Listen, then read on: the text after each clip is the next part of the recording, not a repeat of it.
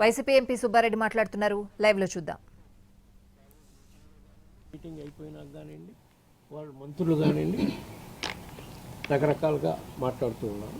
వాటిపై ప్రధానంగా ముందుగా మనం చెప్పుకోవాల్సింది అత్యంత న్యాయస్థానం సుప్రీంకోర్టు ఈ విషయంపై భక్తుల మనోభావాలు దెబ్బతినకుండా కాపాడాల్సిన బాధ్యత మనందరిపై ఉందని చెప్పినా కూడా, సిబిఐ ఛార్జ్షీట్ ఫైల్ చేసినా కూడా, జంతు కొవ్వు లేదని చెప్పినా కూడా ఈ కూటమి ప్రభుత్వం పెద్దలు కానివ్వండి, మంత్రులు కానివ్వండి భక్తుల మనోభావాలు దెబ్బతినే విధంగా ఏ విధంగా దుష్ప్రచారం చేస్తున్నారు గత 10 రోజుల నుంచి మీరు చూస్తున్నారు.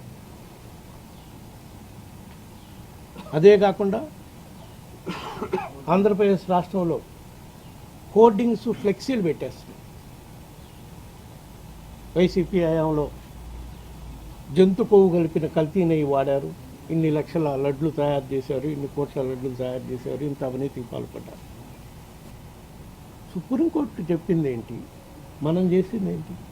సిట్ ఏం చెప్పింది? జంతు కొవ్వు లేదని చెప్పి సిబిఐ స్పష్టంగా చెప్పినా కూడా ఈ విధంగా ఫ్లెక్సీలు వేసి దుష్ప్రచారం చేయటం అంటే వైఎస్ఆర్ కాంగ్రెస్ పార్టీకి కుట్రపూరితంగా ఆ నెపం అంటగట్టాలనే దుద్దులు చేస్తున్నారనేది క్లియర్గా అర్థమవుతుంది. ఆ ఫ్లెక్సీలు ఒకవేళ మాకు తెలిసిన కాడికి అన్ని చోట్ల ఫ్లెక్సీలు పెట్టిన వాళ్ళు తెలుగుదేశం కార్యకర్తలే వాళ్ళే పెడుతున్నారు. బట్ వాళ్ళు పెట్టలేదు అనుకోండి, పోలీసులు తీర్చాల్సిన బాధ్యత ప్రభుత్వంపై లేదా? ఎందుకంటే సిటిజన్ రిపోర్ట్ ప్రకారం జంతు కొవ్వలేదని చెప్పారు కదా. సో ఇవన్నీ ఇట్లా ఉంటే అది జరగకుండా ఈ వారం రోజుల నుంచి కేబినెట్ మీటింగ్ అయిన దగ్గర నుంచి దుష్ప్రచారం చేయటం, నన్ను, బోర్డు సభ్యుల్ని, మా పార్టీని, మా పార్టీ అధ్యక్షుడు జగన్మోహన్ రెడ్డి గారిని మళ్ళా మా మీద దుష్ప్రచారం చేసే కార్యక్రమం చేస్తున్నారు. ఇప్పుడు కూడా నిన్న జరిగిన కేబినెట్ మీటింగ్ తర్వాత మంత్రులు మాట్లాడతారు. వాళ్ళు మాట్లాడిన కొన్ని ప్రధాన అంశాలకు నేను చెప్తాను. 2024లో చంద్రబాబు నాయుడు గారు ఆ విధంగా మాట్లాడటానికి కారణం ఎన్డీడీబీ కాల్ఫ్ రిపోర్ట్ ఇచ్చింది. ఆ రిపోర్ట్లో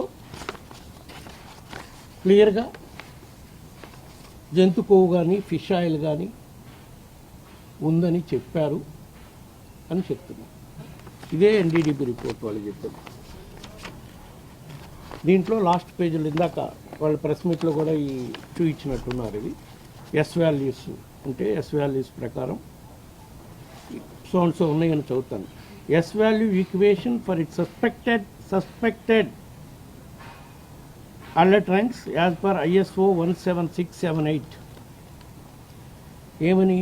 soybean oil, sunflower oil, cotton seed oil, fish oil, coconut oil, coconut and palm kernel fat, palm oil and beef tallow lard suspected as per ISO standard.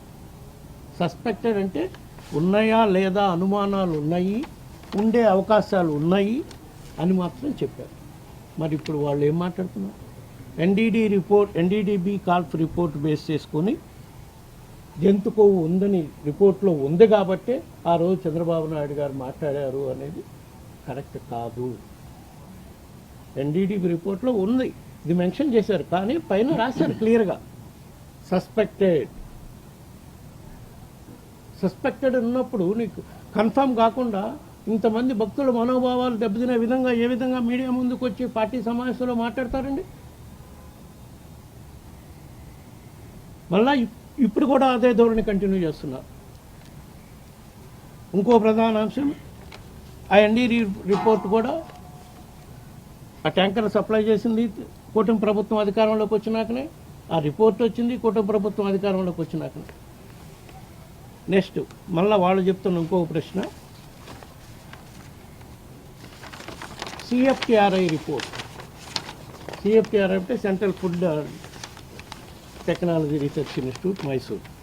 CFTRI report 2022లో వచ్చినా కూడా chairman గారి దృష్టికి, అధికారుల దృష్టికి వచ్చినా కల్తీ నెయ్యి ఉందని CFTRIలో కూడా చెప్పారు. కల్తీ నెయ్యి జరుగుతుంది అని, నెయ్యిలో కల్తీ జరుగుతుందని CFTRI రిపోర్ట్ వచ్చినా తొక్కి పెట్టారు అని చెప్తున్నారు. ఇది చాలా ఘోరమైన అభియోగం. దానికి కారణం మేమని, బోర్డు చైర్మన్ అని, అధికారులని రకరకాలుగా చెప్తున్నారు. ఎవరి కారణం అనేది ఛార్జ్ షీట్లో క్లియర్గా మెన్షన్ చేశారు. ఎందుకంటే ఈ సిఎఫ్టిఆర్ఐ గురించి మాట్లాడుకునేటప్పుడు అసలు సిఎఫ్టిఆర్ఐకి శాంపిల్స్ పంపించాలని రాసింది నేను. తొక్కి పెట్టేవాడిని అయితే నేనే ఎందుకు రిపోర్ట్ తెప్పించుకొని రాస్తాను? రాసినాక రిపోర్ట్ వచ్చినాక చర్యలు తీసుకోవాల్సిన బాధ్యత అధికారుంది. వాళ్ళు మా దృష్టికే తీసుకురాలేదు. అగైన్ మళ్ళీ ఇంకో నెపం కూడా ఈరోజు నిన్న మంత్రులు మాట్లాడుతూ సిఎఫ్టిఆర్ఐ రిపోర్ట్లో కూడా జంతు కొవ్వు ఉందని మెన్షన్ చేశారని. సిఎఫ్టిఆర్ఐ రిపోర్ట్లో జంతు కొవ్వు ఉందని మెన్షన్ చేయాలి. కల్తీ జరుగుతుంది అని చెప్పి రిపోర్ట్ ఇచ్చిందంటే ఇప్పుడు చూస్తున్నాం అది మనం. దాంట్లో కూడా జంతు కొవ్వు ఉందని అది ఒక అభియోగం చేస్తున్నాం 22లో. సో ఆ రిపోర్టు తొక్కిపెట్టారు. మరీ ముఖ్యంగా నేనే తొక్కిపెట్టాను. నేనే తొక్కిపెట్టేవాడిని అయితే సిఎఫ్టిఆర్ఐకి పంపించమని నేనే ఎందుకు రాస్తాను? నాకు వచ్చిన కంప్లైంట్ ఇనానిమస్ ఎవరో పంపించిన కంప్లైంట్ మీద నేను దాని మీద సిఎఫ్టిఆర్ఐకి పంపించమని రాసి సంతకం పెట్టాను. ఎందుకంటే అధికారులు కానీ దానికి సంబంధించిన డిపార్ట్మెంట్ హెడ్స్ కానీ తాత్సారం చేస్తారేమోనని. వచ్చినాక ఆ రిపోర్ట్ మీద చర్యలు తీసుకున్నారో లేదో అది అధికారులను అడగాలి.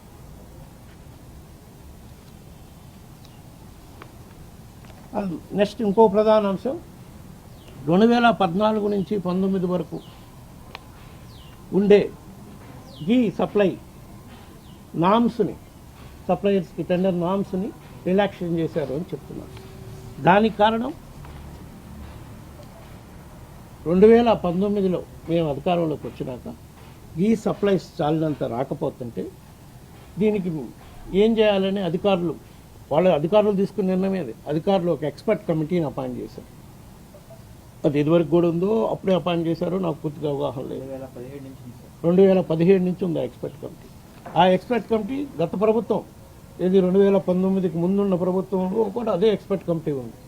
ఆ కమిటీ వాళ్ళు రికమెండేషన్ చేస్తే దీని ప్రకారం ఎందుకు రిలాక్సేషన్ చేస్తున్నారని మేము తర్వాత అడిగితే సప్లైస్ పూర్తిగా రావాలి అంటే వైడర్ స్కోప్ ఎక్కువ ఉంటే కాంపిటేటివ్గా టెండర్స్ పూర్తి చేస్తారు.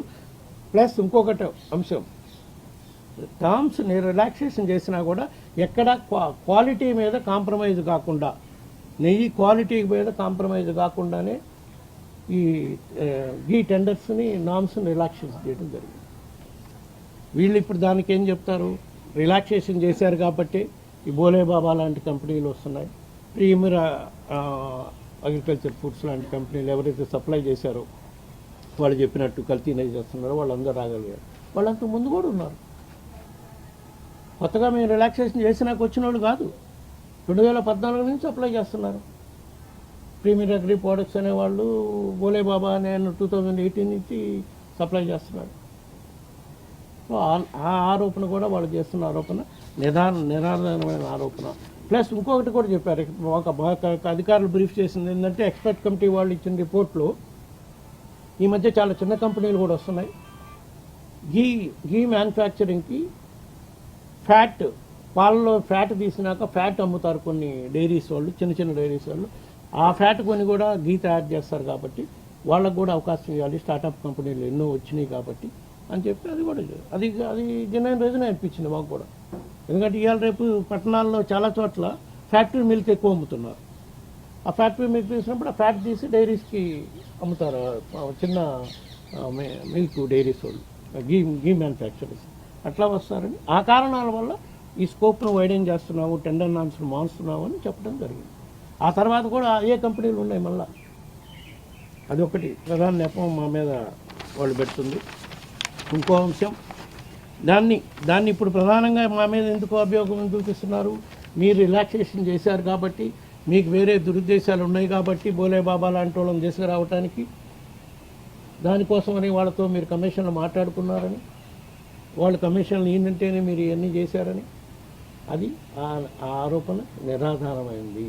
కేవలం అందరికీ అవకాశం ఉండాలి, కాంపిటేటివ్నెస్ పెంచాలి, క్వాలిటీ దగ్గర ఎక్కడ కాంప్రమైజ్ కాకూడకుండానే ఈ రిలాక్సేషన్ చేయటం జరిగిందని చెప్పి ఈ సందర్భంగా తెలియజేసుకుంటున్నాం. అదేవిధంగా బోర్డులో సభ్యులు కొంతమందికి ఏదో ఈ కల్తీ వ్యవహారంతో సంబంధం ఉంది, నాకు సంబంధం ఉంది అని కూడా చెప్తున్నారు. నేను లోగడ కూడా చెప్పాను, ఇప్పుడు కూడా మళ్ళా చెబుతున్నాను. ఈ నెయ్యి కల్తీలోనే కాదు, టీటీడీకి సంబంధించి ఎటువంటి పర్చేజ్ అంశంలో కానీ, ఏ కాంట్రాక్ట్ అంశంలో కానీ నేను ఎక్కడా ఒక్క అవినీతికి నేను పాల్పడలేదు. దానికోసం నేను దేవుడి దగ్గర ప్రమాణం చేయడానికి కూడా సిద్ధంగా ఉన్నాను. ఏ సత్య శోధన పరీక్షకైనా కూడా నేను సిద్ధమే. నా మీద అట్లాంటి ఆరోపణలు చేస్తే మళ్ళా నేను దాన్ని న్యాయపరంగా ఏ విధంగా చర్యలు తీసుకోవాలో కూడా చూస్తాను.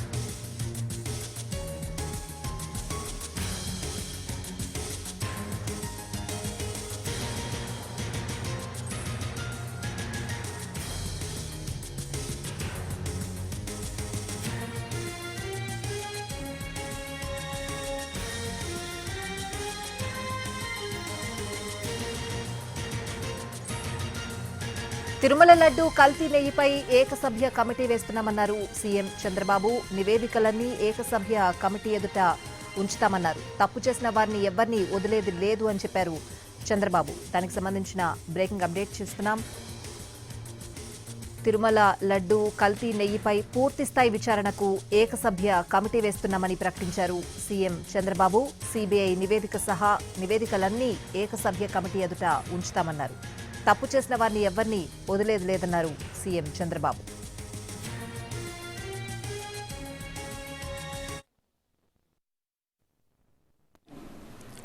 ఏదైతే ఛార్జ్ షీట్ వేసారో ఛార్జ్ షీట్ ఇంకా నెంబర్ కావాలి, అది రావాలి.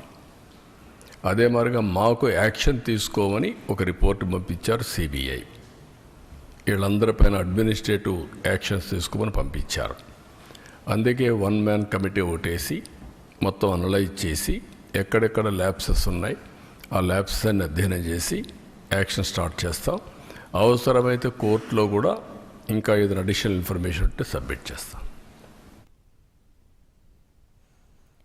తిరుమల లడ్డు కల్తీ నెయ్యిపై పూర్తిస్థాయి విచారణకు ఏకసభ్య కమిటీ వేస్తున్నామని ప్రకటించారు సీఎం చంద్రబాబు. పూర్తి అప్డేట్స్ అడిగి తెలుసుకుందాం. మా ప్రతినిధి ప్రసన్న ఫోన్ లైన్ లో ఉన్నారు. ప్రసన్న,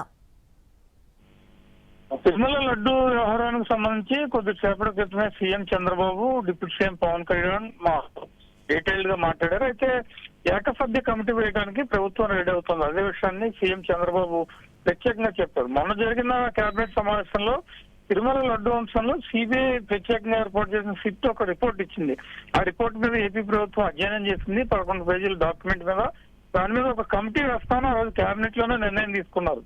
ఇవాళ దానికి సంబంధించి సీఎం చంద్రబాబు ఒక స్పష్టమైన ప్రకటన చేసి ఏకసభ్య కమిటీ వేస్తున్నాము, అవసరమైతే కోర్టుకు కూడా వెళ్ళి దీనికి సంబంధించిన అభిప్రాయాలు కూడా చెప్పడానికి రెడీగా ఉన్నాము. ఈ ఏకసభ్య కమిటీ సిబిఐ సిట్ ఇచ్చిన రిపోర్టు, అదేవిధంగా ఇతర డైరీలు ఇచ్చిన రిపోర్ట్స్ ఇవన్నీ కూలంకుషంగా పరిశీలించిన తర్వాత ఆ కమిటీ ఏ రిపోర్ట్ ఇస్తుందో చూసిన తర్వాత మిగిలిన చర్యలు ఉంటాయి. అవసరమైతే న్యాయపరమైన సలహాలు కూడా తీసుకుని ముందుకెళ్తామన్న అభిప్రాయాన్ని ప్రధానంగా సీఎం చంద్రబాబు వ్యక్తం చేయడం జరిగింది. అయితే ఇవాళ ఆయన మాట్లాడిన దాని ప్రకారం రిపోర్ట్స్ ప్రకారం జంతు అవశేషాలు లేవు కానీ కల్తీ జరిగిందనే విషయం చాలా స్పష్టంగా ప్రభుత్వం చెప్తోంది. కెమికల్ కల్తీ అంటే నెయ్యిలో కెమికల్స్ కలిసాయన్న అభిప్రాయాన్ని ఏపీ ప్రభుత్వం నుంచి కానీ లేకపోతే ముఖ్యమంత్రి చంద్రబాబు కానీ వ్యక్తం చేస్తున్నారు. కాబట్టి ఫర్దర్ గా ఏకసభ్య కమిటీ ఇచ్చిన రిపోర్టు సిట్ రిపోర్ట్ సుప్రీంకోర్టులో ఉంది కాబట్టి సుప్రీంకోర్టు కూడా దాని మీద పూర్తి స్థాయిలో అధ్యయనం చేసిన తర్వాత ఏం చెప్తుంది, ప్రభుత్వం నియమించే ఏకసభ్య కమిటీ ఏం చెప్తుంది, వీటి తర్వాత పూర్తి స్థాయిలో స్పష్టత వచ్చే అవకాశం అయితే మనకి కనిపిస్తూ ఉంది. స్వాతి. రైట్ ప్రశ్న, థ్యాంక్స్ ఫర్ ద అప్డేట్స్.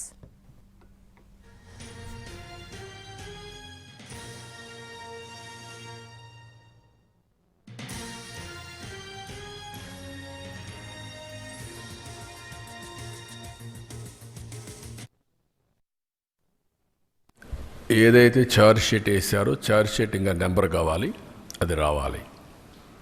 అదే మరిగా మాకు యాక్షన్ తీసుకోమని ఒక రిపోర్ట్ పంపించారు సిబిఐ. వీళ్ళందరిపైన అడ్మినిస్ట్రేటివ్ యాక్షన్స్ తీసుకోమని పంపించారు. అందుకే వన్ మ్యాన్ కమిటీ ఒకటేసి మొత్తం అనలైజ్ చేసి ఎక్కడెక్కడ ల్యాబ్సెస్ ఉన్నాయి ఆ ల్యాబ్సెస్ అన్ని అధ్యయనం చేసి యాక్షన్ స్టార్ట్ చేస్తాం. అవసరమైతే కోర్టులో కూడా ఇంకా ఏదైనా అడిషనల్ ఇన్ఫర్మేషన్ ఉంటే సబ్మిట్ చేస్తాం. టుడే మాకు ఏదైతే ఛార్జ్ షీట్ వేసారో ఛార్జ్ షీట్ ఇంకా నెంబర్ కావాలి, అది రావాలి. అదే మరిగా మాకు యాక్షన్ తీసుకోమని ఒక రిపోర్ట్ పంపించారు సిబిఐ. వీళ్ళందరిపైన అడ్మినిస్ట్రేటివ్ యాక్షన్స్ తీసుకోమని పంపించారు. అందుకే 1 మ్యాన్ కమిటీ ఓటేసి మొత్తం అనలైజ్ చేసి ఎక్కడెక్కడ ల్యాబ్సెస్ ఉన్నాయి ఆ ల్యాబ్సెస్ అన్ని అధ్యయనం చేసి యాక్షన్ స్టార్ట్ చేస్తాం. అవసరమైతే కోర్టులో కూడా ఇంకా ఏదైనా అడిషనల్ ఇన్ఫర్మేషన్ ఉంటే సబ్మిట్ చేస్తాం.